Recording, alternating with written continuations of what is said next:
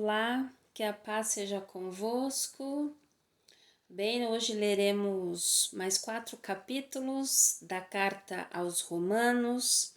Hoje leremos os capítulos 9, 10, 11 e 12. Amém? E vamos orar então juntos. Pai, muito obrigada por esse tempo. Obrigada pelas maravilhas que o Senhor tem feito no meio de nós, Pai. Senhor, faça uma obra maravilhosa, Pai, em nós, Pai querido. Por gentileza, Pai, vem com teu poder. O Senhor tem poder para realizar qualquer coisa, Pai. Nós cremos assim. Os nossos olhos veem isto acontecendo, Pai. Muito obrigada, Senhor. Faz uma obra em nós, Pai. É o que nós pedimos, te agradecemos. Em nome de Jesus. Amém. Carta aos Romanos, capítulo 9. Eu digo a verdade em Cristo, eu não minto. A minha consciência também me dá testemunho no Espírito Santo, que eu tenho grande pesar e contínua tristeza no meu coração, porque eu mesmo desejava ser amaldiçoado de Cristo por meus irmãos, meus parentes segundo a carne, que são israelitas, aos quais pertence a adoção e a glória e os pactos e a entrega da lei e o serviço de Deus e as promessas, dos quais são os pais e dos quais, segundo a carne, veio Cristo, que é sobre todos, Deus bendito para sempre. Amém. Não, porém que a palavra de Deus tenha perdido seus efeitos, nem todos os que são de Israel são israelitas. Nem por serem a semente de Abraão são todos filhos, mas em Isaque será chamada a tua semente. Isto é, os que são filhos da carne, estes não são filhos de Deus, mas os filhos da promessa são considerados como semente. Porque esta é a palavra da promessa. Por este tempo eu virei e Sara terá um filho. E não somente isso, mas também quando Rebeca concedeu de nosso pai Isaque. Porque não tendo os filhos ainda nascido, nem tendo feito algo bom ou mal, para que o propósito de Deus pudesse permanecer segundo a eleição, não por obras, mas por aquele que chama. E isto foi dito a ela: o mais velho servirá ao mais jovem. Como está escrito: eu amei Jacó e odiei Esaú. O que diremos então? Há em Deus injustiça? De forma alguma, porque ele diz a Moisés: eu terei misericórdia de quem eu tiver misericórdia, e eu terei compaixão de quem eu tiver compaixão. Assim, pois, não é daquele que quer, nem daquele que corre, mas de Deus que manifesta misericórdia. Porque a Escritura diz a Faraó: para este mesmo propósito eu te levantei, para mostrar o meu poder em ti e para que o meu nome seja declarado em toda a terra. Portanto, ele tem misericórdia de quem ele quer ter misericórdia e endurece a quem quer. Tu dirás a mim então: por que ele ainda achou culpa? Pois quem tem resistido à sua vontade? Mas, ó homem, quem és tu para que contestes a Deus? Dirá a coisa formada ao que a formou: por que tu me fizeste assim? Não tem o oleiro poder sobre o barro, para da mesma massa fazer um vaso para a honra e outro para a desonra? E se Deus, disposto a demonstrar a sua ira e dar a conhecer o seu poder, suportou com muita paciência os vasos da ira preparados para a destruição, para que ele também desse a conhecer as riquezas da sua glória nos vasos de misericórdia que antes ele já preparou para a glória. até nós, a quem ele chamou, não só dentre os judeus, mas também dentre os gentios? Assim como ele também diz em Oséias: Eu os chamarei meu povo, os quais não me eram meu povo, e a amada a quem não era amada. E acontecerá que no lugar em que lhes foi dito: Vós não sois meu povo, ali serão chamados filhos do Deus vivo. Isaías também clamava acerca de Israel: ainda que o número de filhos de Israel seja como a areia do mar, o remanescente será salvo. Porque ele concluirá a obra e abreviará em justiça, porque o Senhor fará breve a obra sobre a terra. E como Isaías disse antes, se o Senhor Sabaote não nos tivesse deixado semente, teríamos nos tornado como Sodoma e teríamos sido feitos semelhante a Gomorra. O que diremos então? Que os gentios, que não seguiam a justiça, alcançaram justiça, a justiça que é pela fé, mas Israel, que seguia a lei da justiça, não alcançou a lei da justiça? Por quê? Porque eles não a buscaram pela fé, mas como que pelas obras da lei, pois eles tropeçaram na pedra de tropeço. Como está escrito: Eis que eu ponho em Sião uma pedra de tropeço e uma rocha de ofensa, e todo aquele que crer nela não será envergonhado. Carta aos Romanos, capítulo 10. Irmãos, o desejo do meu coração e a oração a Deus por Israel é para que eles sejam salvos. Porque eu lhes dou testemunho de que eles têm zelo de Deus, mas não segundo o conhecimento. Porque ignorando a justiça de Deus e procurando estabelecer a sua própria justiça, não se sujeitaram à justiça de Deus. Porque Cristo é o fim da lei para a justiça de todo aquele que crê. Porque Moisés descreve a justiça que é pela lei. O homem que faz estas coisas viverá por elas. Mas a justiça que é pela fé diz assim: não digas em teu coração: quem subirá ao céu? Isto é, para fazer Cristo descer. Ou quem descerá ao abismo? Isto é, para fazer Cristo subir dentre os mortos.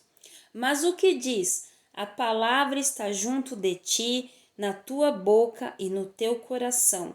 Esta é a palavra da fé que nós pregamos. Se confessares com a tua boca o Senhor Jesus e creres em teu coração que Deus o ressuscitou dentre os mortos, tu serás salvo. Porque com o coração o homem crê para a justiça, e com a boca faz confissão para a salvação.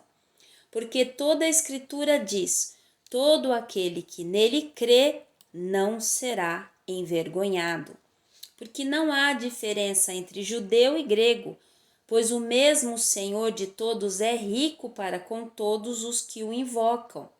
Porque todo aquele que invocar o nome do Senhor será salvo. Como então eles invocarão aquele em quem não creram? E como eles crerão naquele de quem não ouviram? E como eles ouvirão, se não há quem pregue? E como eles pregarão, se não forem enviados? Como está escrito: quão formosos são os pés dos que pregam o evangelho de paz, dos que trazem boas notícias de boas coisas. Mas nem todos obedecem ao evangelho, pois Isaías diz: Senhor, quem creu na nossa notícia? Assim então, a fé vem pelo ouvir, e o ouvir pela palavra de Deus. Mas eu digo, eles não ouviram? Sim, verdadeiramente o seu som saiu por toda a terra, e as suas palavras até aos confins do mundo. Mas eu digo, Israel não o soube? Primeiramente diz Moisés: vou provocá-los em ciúmes com aqueles que não são povo, e com a nação insensata vos provocarei a ira. Mas Isaías é muito corajoso e diz: eu fui achado pelos que não me buscavam, fui manifestado aos que não perguntavam por mim. Mas para Israel ele diz: todo dia eu estendi as minhas mãos a um povo desobediente e contradizente. Carta aos Romanos, capítulo 11. Então eu digo: rejeitou Deus o seu povo? De forma alguma, porque eu também sou israelita, da semente de Abraão, da tribo de Benjamim. Deus não rejeitou o seu povo, que antes conheceu.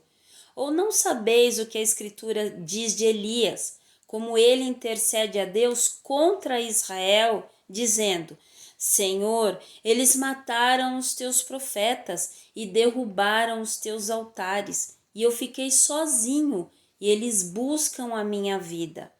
Mas o que lhe diz a resposta de Deus? Eu reservei para mim 7.000 homens que não dobraram os joelhos diante da imagem de Baal. Assim, então, também no tempo presente há um remanescente, de acordo com a eleição da graça. E se é por graça, então não é mais por obras. Caso contrário, a graça não é mais graça.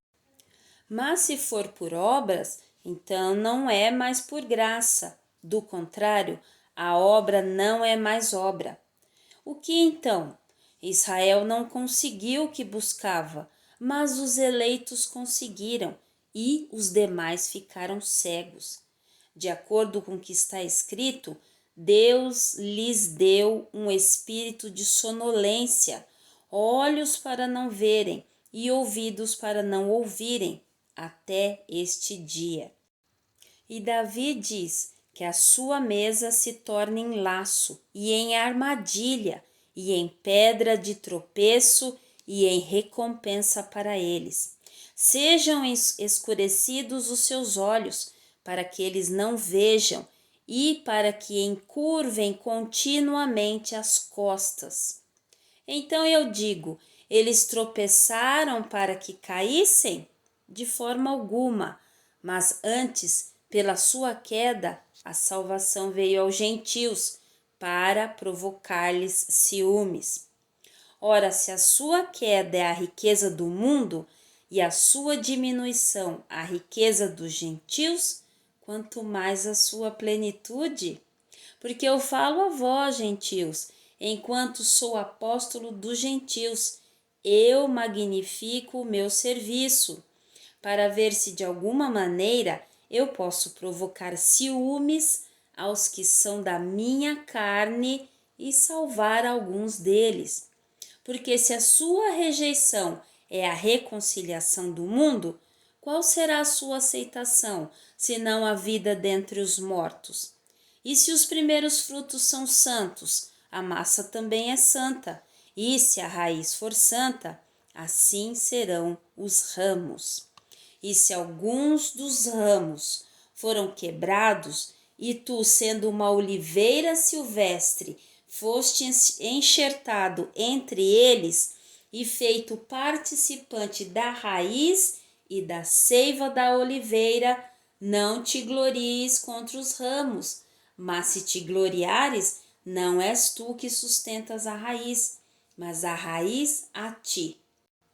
Tu então dirias: os ramos foram quebrados para que eu pudesse ser enxertado. Bem, por sua incredulidade, eles foram quebrados, e tu estás em pé pela fé. Não sejas arrogante, mas teme.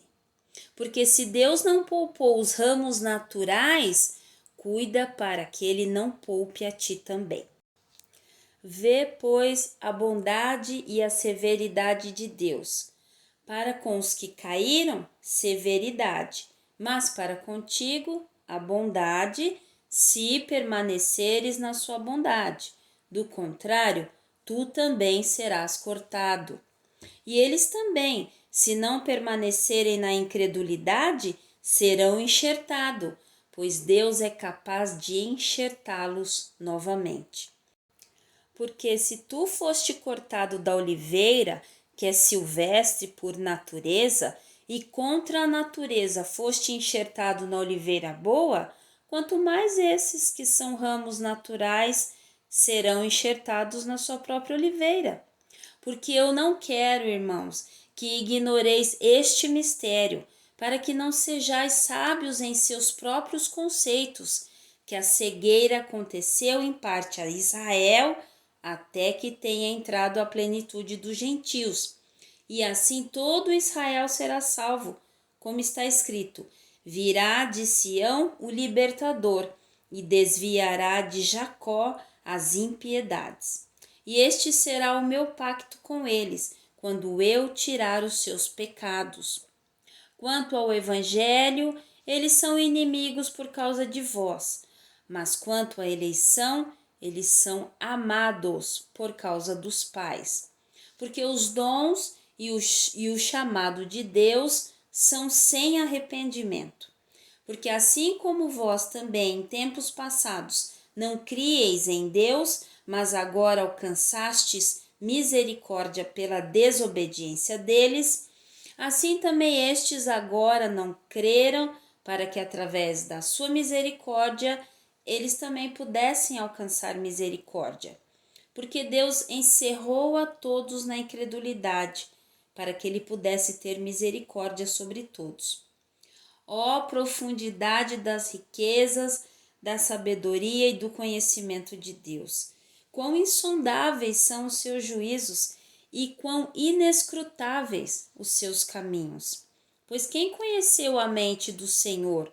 Ou quem foi seu conselheiro? Ou quem lhe deu primeiro para que lhe seja recompensado? Porque dele e por ele e para ele são todas as coisas. A ele seja a glória para sempre. Amém. Carta aos Romanos, capítulo 12. Suplico-vos, pois, irmãos, pelas misericórdias de Deus, de apresentardes os vossos corpos em sacrifício vivo, santo e agradável a Deus, que é o nosso culto racional.